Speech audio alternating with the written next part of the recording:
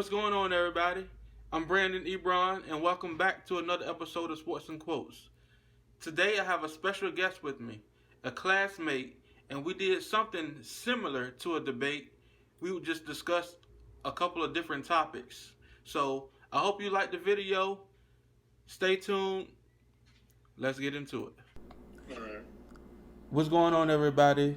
Brandon Ebron. Welcome back to Ebron365. Today, I have a special guest with me, Chris Calderon. Yes. How you guys doing?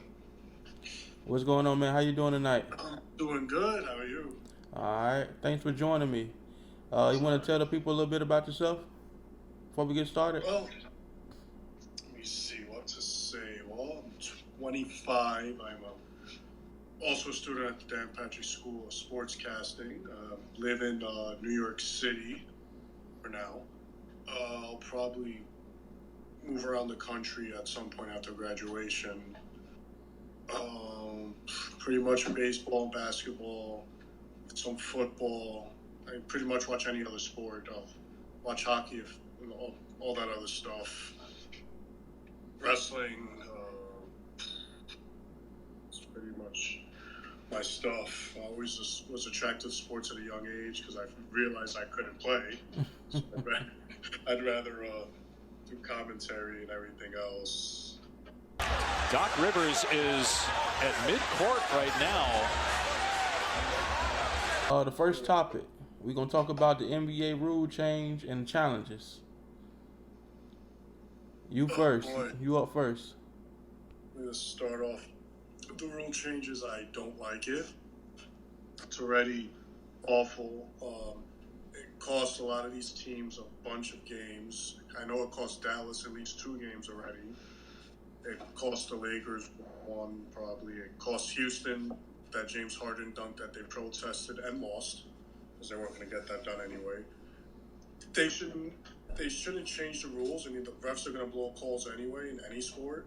So they should just keep it the way it is and just deal with blown calls because it's going to cause more headaches and the coaches are already not thrilled with having all these rule changes and everything. It's going to get more technicals and ejections. It's going to ruin everything for them.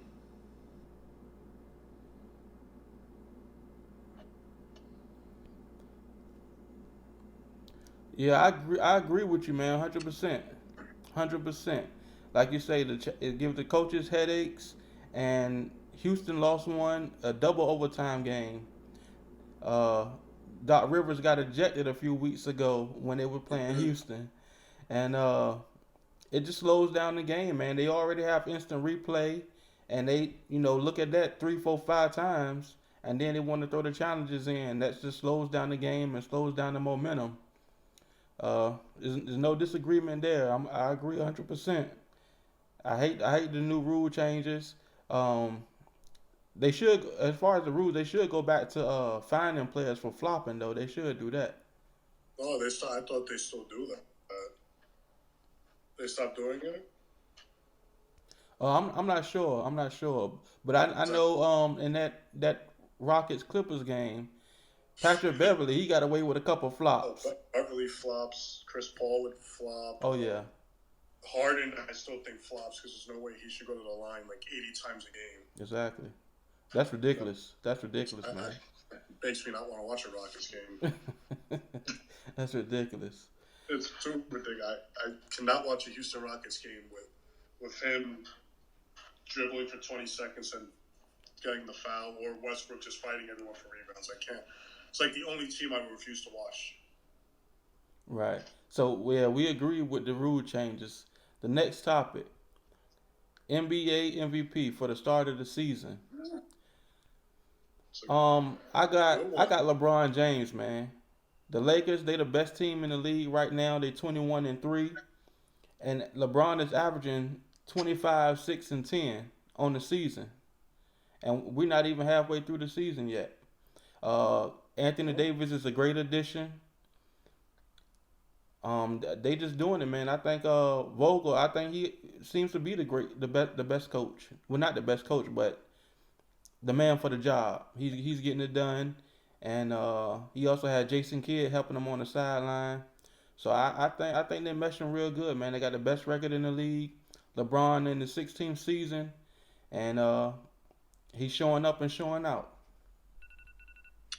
Sure is. Also, the Lakers have Lionel Hollins also as an assistant coach too, which helps out defensively. At least it's really showing. I would go with Luka Doncic for MVP so far. He's only 20 years old. I mean, he's pretty much averaging a triple double, averaging exactly 30 points, almost 10 rebounds, and a little over 9 assists per game. He's actually behind only LeBron in assists. So the Mavericks are 16 and 7. I'm a Mavericks fan. I didn't even expect that. I didn't expect them to pretty much be the top of the West with the Lakers and Clippers. It's good to see, and pretty much without Doncic playing, I think the Mavericks would probably be back where they were a couple seasons ago. They would probably be at the bottom of the Western Conference trying to get another draft pick. But this is him and Porzingis remind me of Nowitzki and Nash back in the day, and this probably has the potential to be even better than that. But I will go with Luka, even though I will also give LeBron credit. LeBron is still playing at a high level, even though he's been in the league since 2003.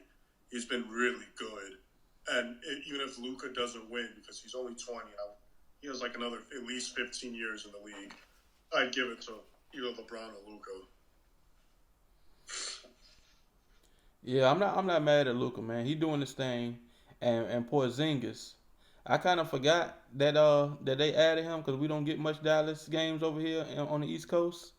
But Oh, yeah, I don't either. yeah, he's a good addition, and Dallas is doing it. Like you say, they're in the top five of the West, and we all know that the West is stacked.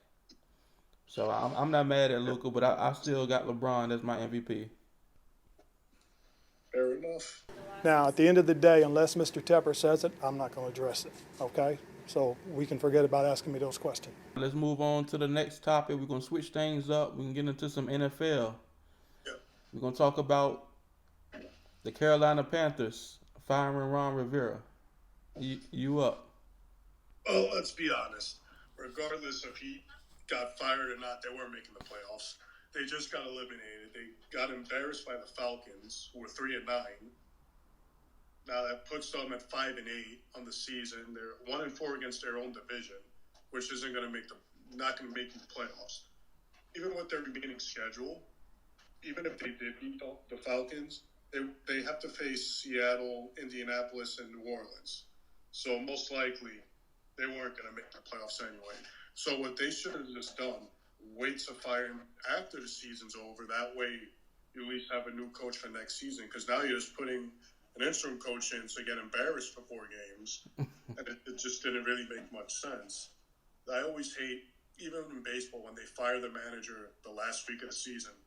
For what? Your team's already gone. Just let it ride out, and then after the season, just let him go. That's it.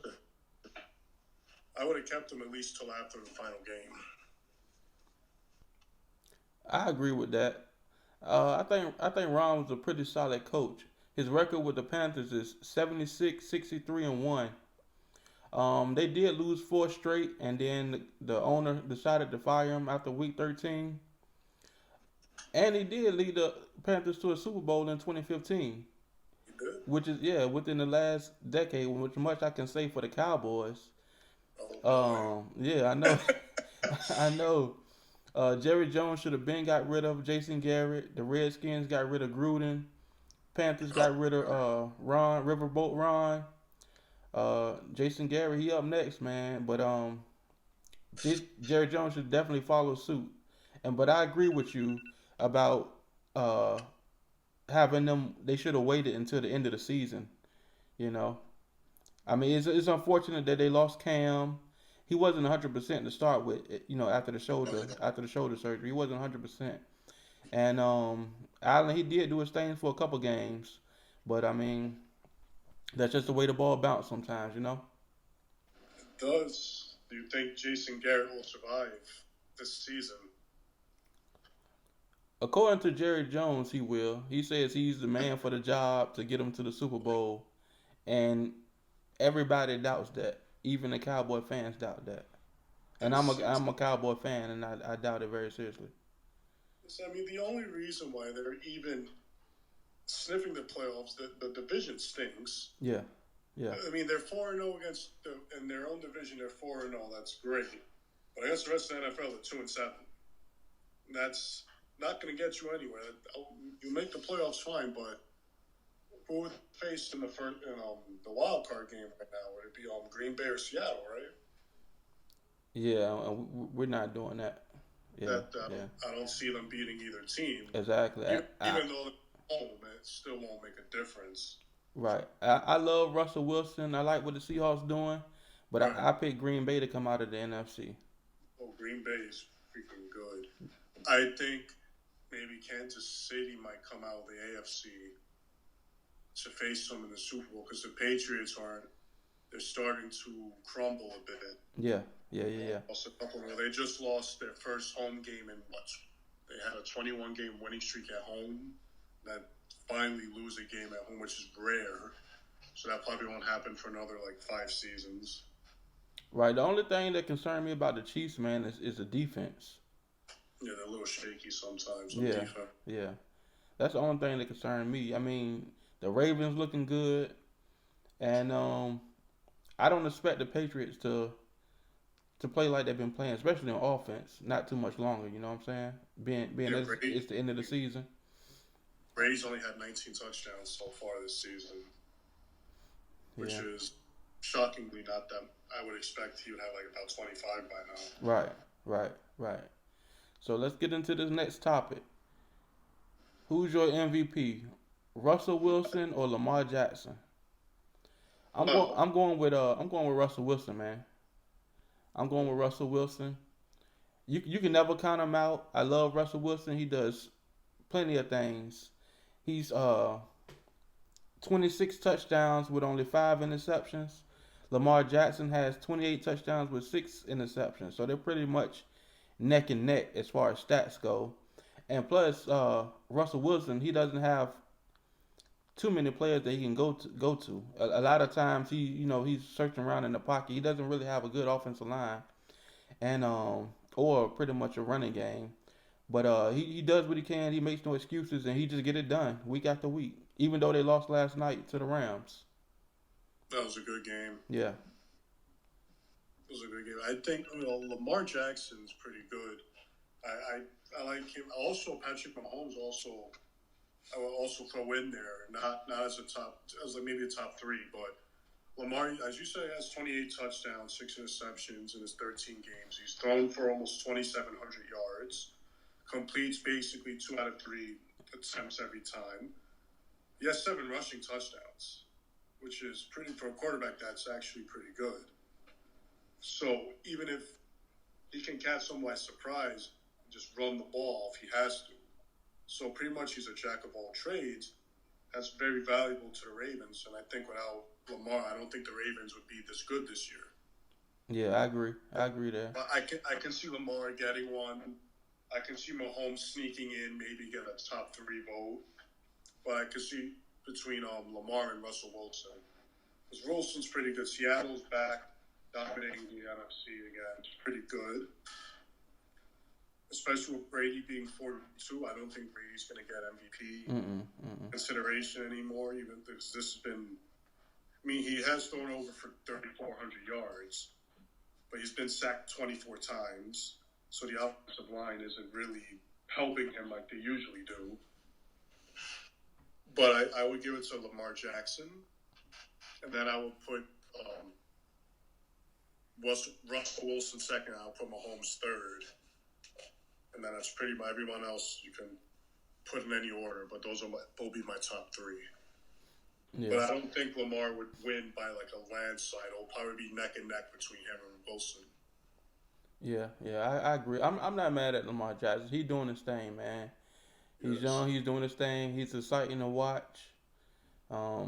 He's just playing unbelievable, and he's getting it done. And he has a good defense to back him up. He does have a good defense. Yeah. Baltimore's very good defensively. Yeah.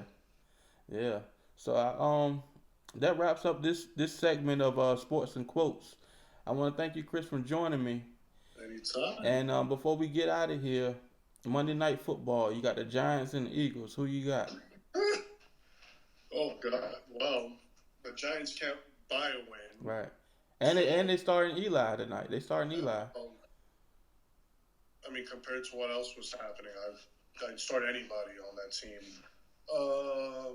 I'd probably go with the Eagles. I don't even know what the score is right now. I don't want to know because it's probably an embarrassing score. All right, man. Thanks for joining me, man. This was a lot of fun. Anytime. Hopefully we can do it again soon. Oh, that would be great.